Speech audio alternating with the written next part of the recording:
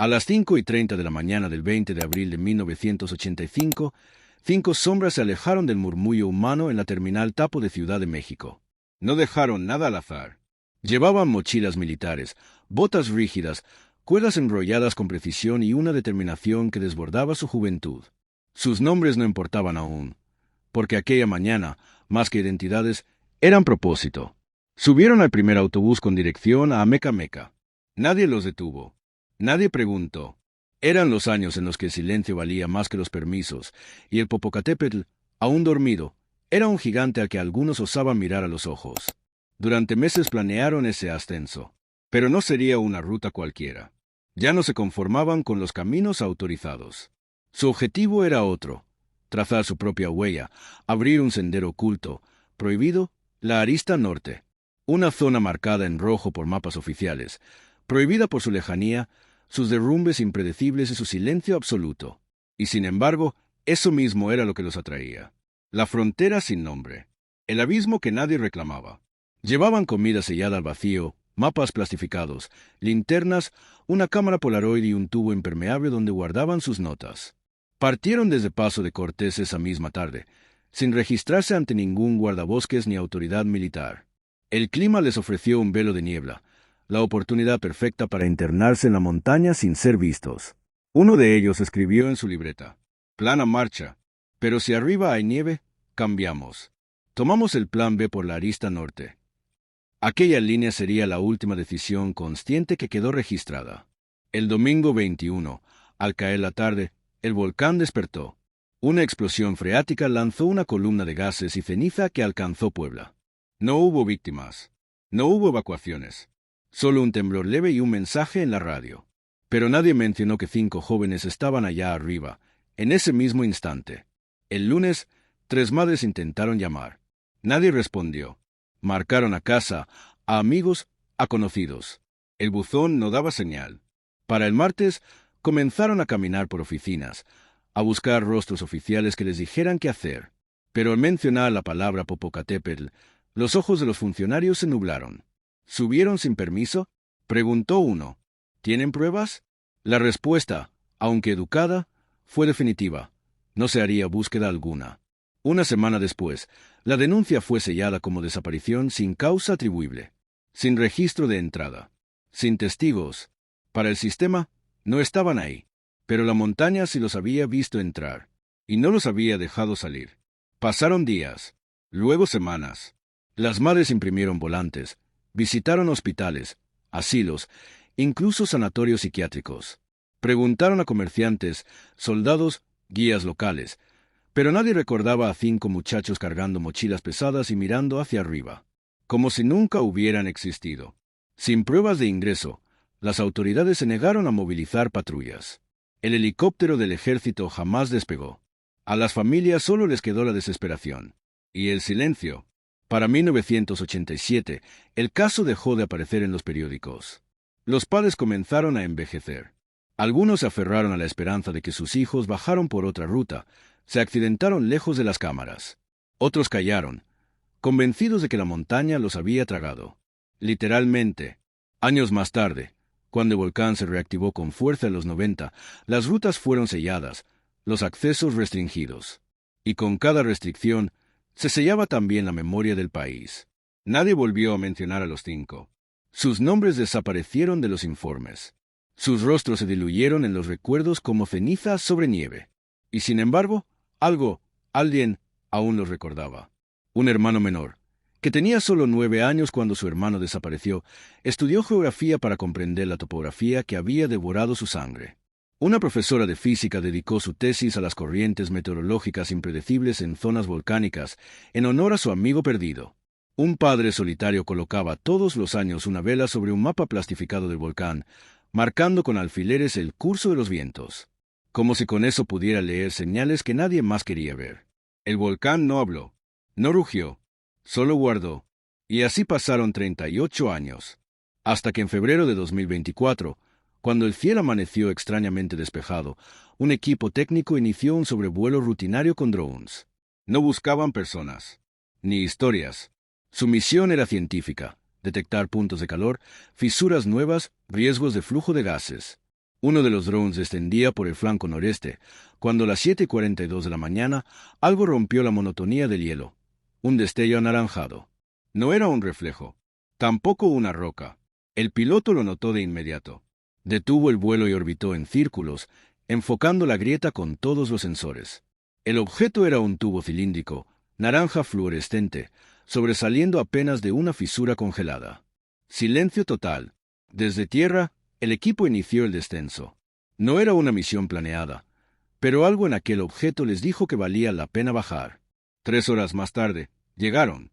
Armaron una carpa térmica. Estabilizaron el terreno. Excavaron con sumo cuidado. El cilindro estaba allí, casi intacto. Lo extrajeron con manos firmes. No pesaba mucho, pero tenía la densidad de lo irreemplazable. Lo abrieron. Dentro encontraron 3 cosas. Un mapa topográfico de 1984 con rutas marcadas a lápiz. Un cuaderno de campo mojado, pero legible. Una fotografía Polaroid envuelta en papel encerado. El mapa mostraba claramente la zona prohibida. La línea trazada llevaba al margen una nota escrita a mano. Plan B arista norte. Solo Cineva. El cuaderno tenía 8 páginas. Las primeras eran optimistas. Notas sobre el clima, esquemas de terreno. Pero a partir de la sexta, la historia se torcía. Ceniza ligera desde el oeste. Aumentamos ritmo. Paso bloqueado por derrumbe. Buscamos ruta alternativa. Rumbo al plan B. La última página, escrita con trazo tembloroso, decía: visibilidad 0. Ceniza densa. Cornisa inestable. Descenso imposible. Y luego, nada más. La foto mostraba a los 5 jóvenes. Sonreían.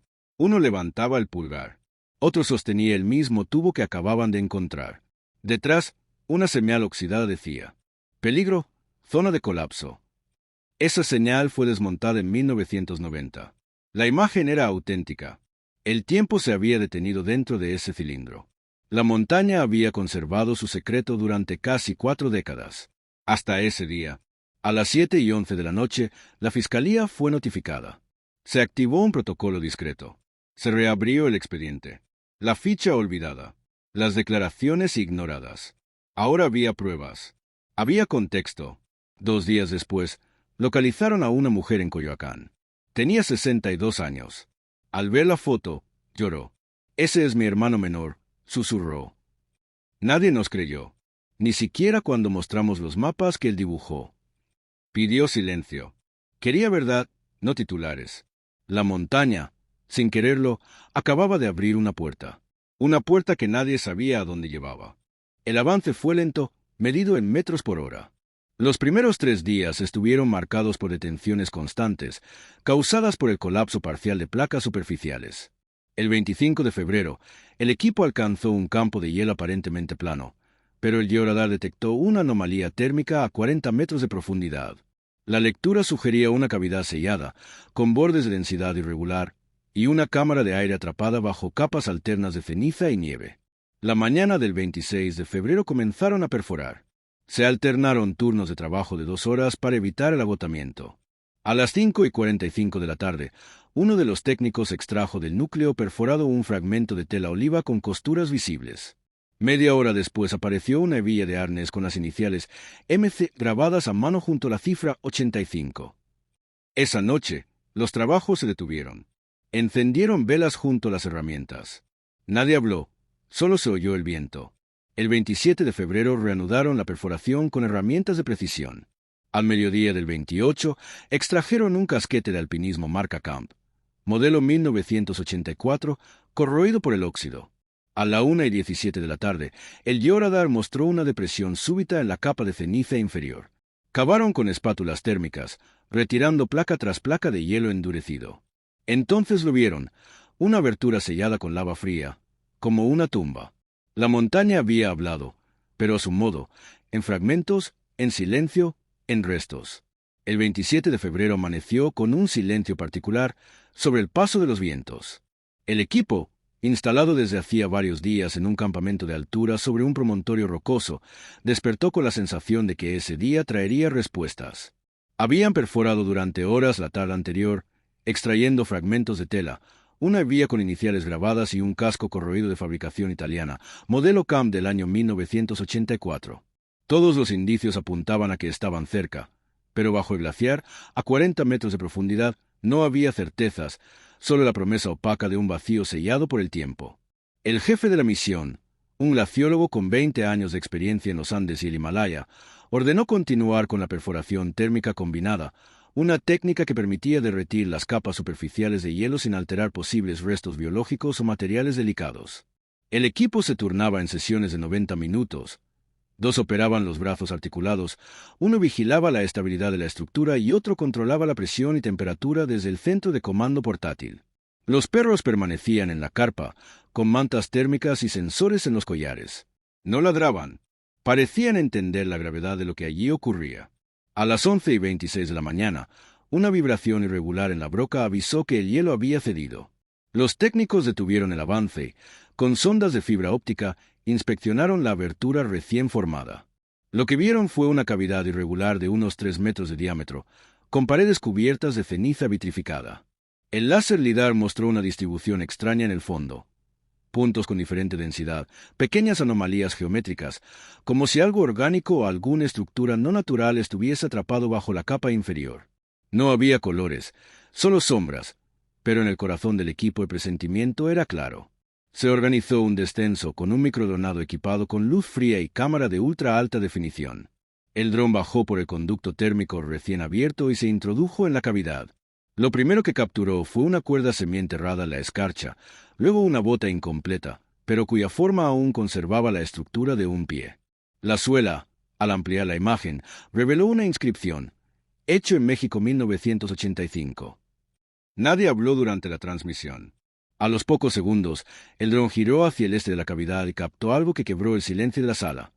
Una figura blanquecina curva, incrustada entre 2 bloques de hielo volcánico. No era un objeto, era una tibia.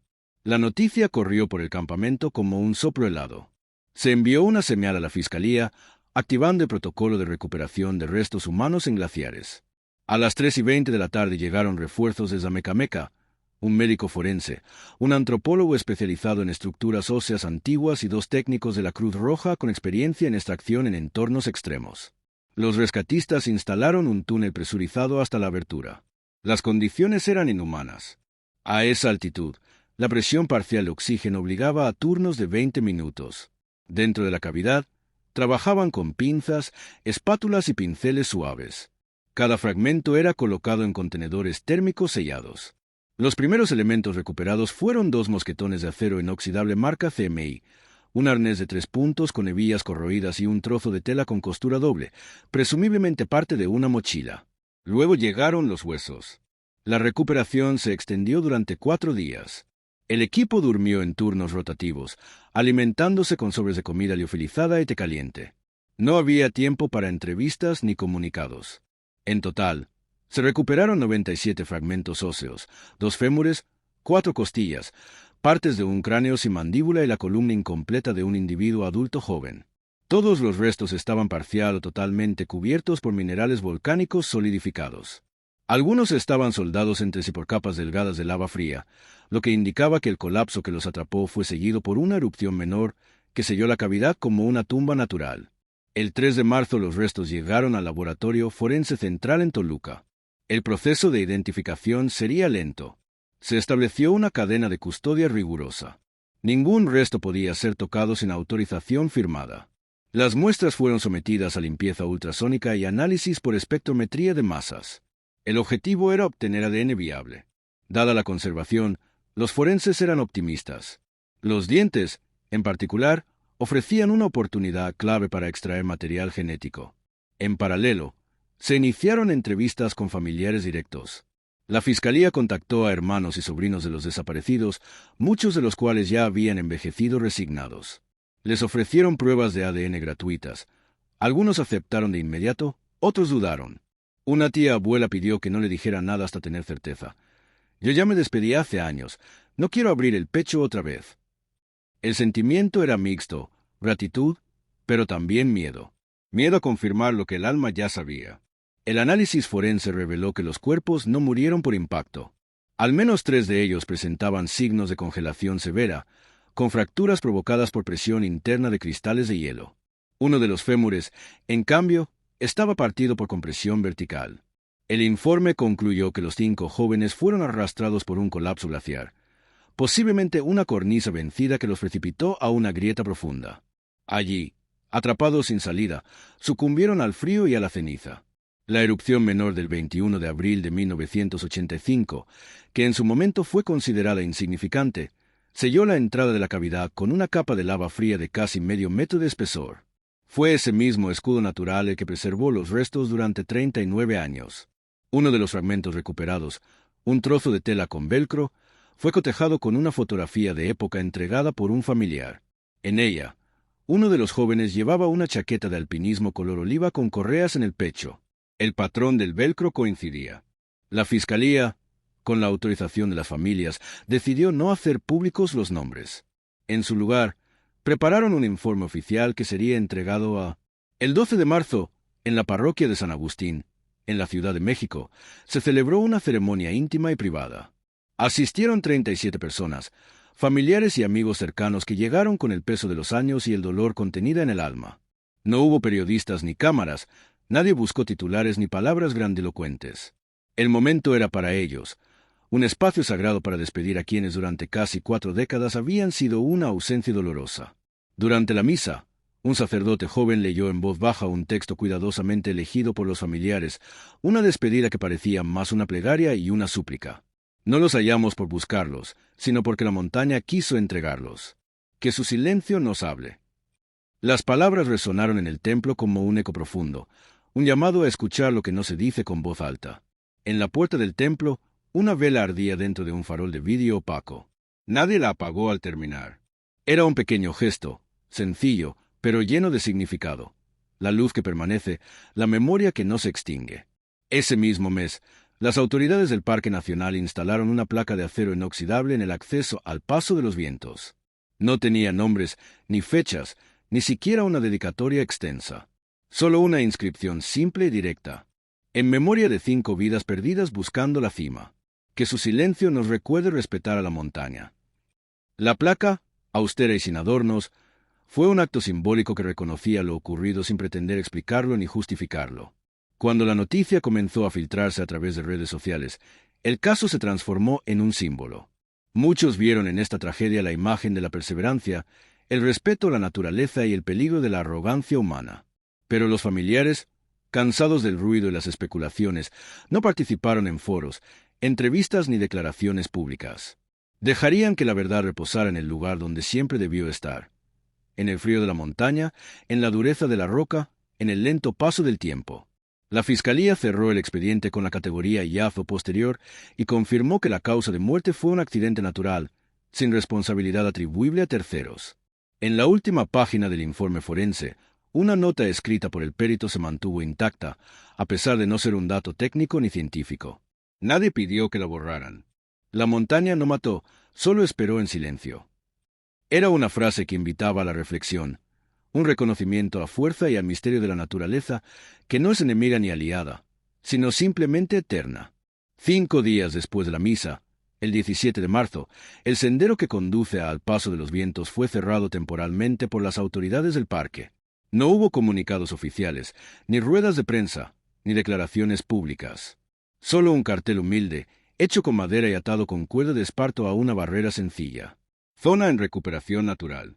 Acceso restringido por decisión comunitaria. Para quienes conocían la historia, ese mensaje era mucho más que una advertencia.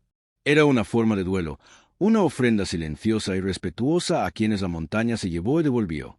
El glaciar que guardó los restos de los 5 jóvenes durante casi 4 décadas permaneció allí, inmutable como un guardián eterno. Cada amanecer, la luz del sol se filtraba sobre su superficie erosionada y brillante, como si también el sol supiera que debía moderar su brillo ante aquella memoria. Los montañistas que transitaban por rutas cercanas comenzaron a dejar pequeñas tintas blancas, atadas a sus bastones, a las ramas o a las piedras del camino. Nadie preguntaba, nadie hacía comentarios.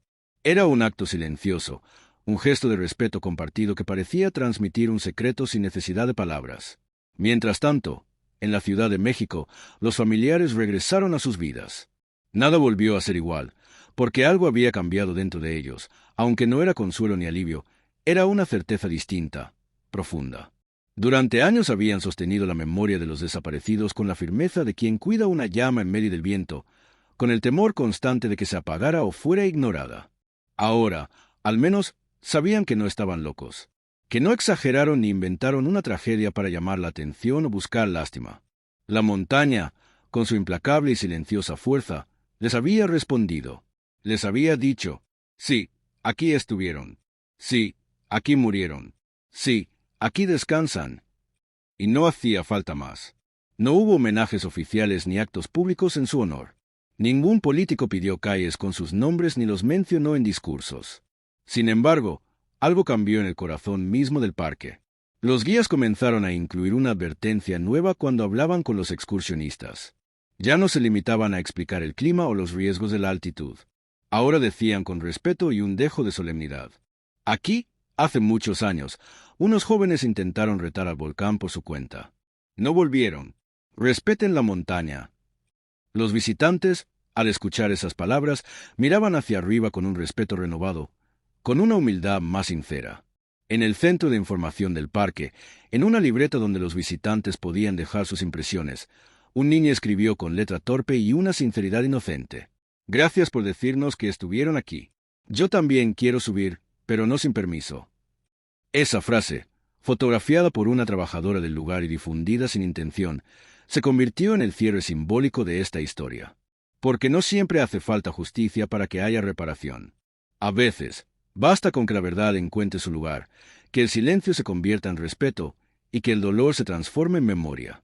A veces, lo más importante no es el ruido que hacemos al recordar, sino la humildad con la que aprendemos a escuchar a la montaña, a respetar su poder y a entender que, en su eterno silencio, guarda secretos que no necesitamos romper.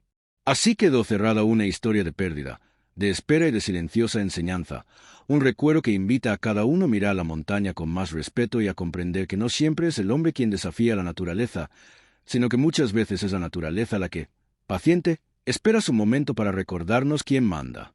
Y en ese silencio, al final, encontramos la verdad.